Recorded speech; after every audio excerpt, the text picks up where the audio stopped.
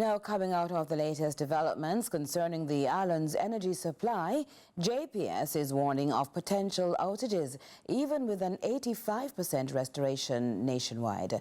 Ramon Gordon has the details. The Jamaica Public Service Company, JPS, says it's at a very sensitive stage of power restoration. That, as the eastern power grid remains disconnected from the north. We are currently operating with two separate islands. As a result of that, the grid is very sensitive, it is not interconnected, and it can fail by any disruption.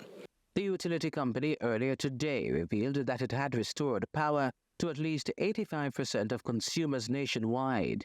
Senior Vice President for Energy Delivery at JPS, Blaine Jarrett, says the team is working to connect the rest of the country, but has encountered some difficulties.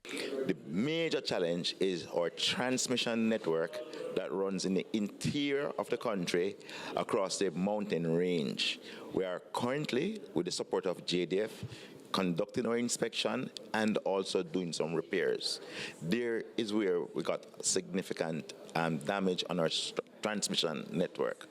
Once we are able to tie the grid together, meaning that both islands are connected, the pace at which we respond would be significantly increased. Despite the update, Jarrett is warning customers to brace for potential outages. It is very likely that even though you have supply now, you have electricity now, that any disturbance on the grid would lead to us shedding load for the protection of the grid so that the entire grid does not fail, or to ensure that we can keep a safe grid. The JPS is still conducting damage assessments in the southern regions.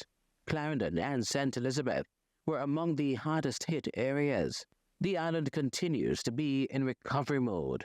Briefing the media on Wednesday after an aerial tour of some of the worst hit areas, the Prime Minister confirmed reports of significant infrastructure damage out south. We saw several roofs lifted. And at one point, I was actually counting the number of roofs. And in an area in Treasure Beach, in Great Bay, we counted between Great Bay and Treasure Beach and another area, about 100 roofs lifted.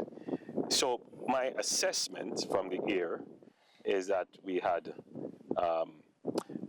extensive damage.